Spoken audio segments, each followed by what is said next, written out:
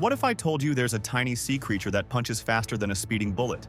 Meet the mantis shrimp, a small, colorful marine assassin with a weapon so insane it stuns scientists. At just 4 to 6 inches long, this little guy can throw a punch at 50 miles per hour. That's faster than most bullets and strong enough to crack crab shells, shatter snail shells, and even break aquarium glass. But here's where it gets wild. When it punches, the water around its claw gets so hot and pressurized it creates a cavitation bubble. That's right, it punches so fast it boils the water, and when that bubble collapses, it releases heat, light, and another shockwave. It's basically punching twice in one go.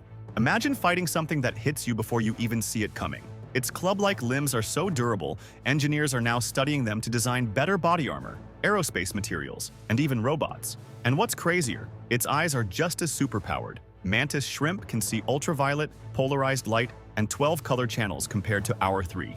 This shrimp isn't just nature's boxer. It's like a superhero in disguise. So next time you're at the beach, just be glad it's not human-sized.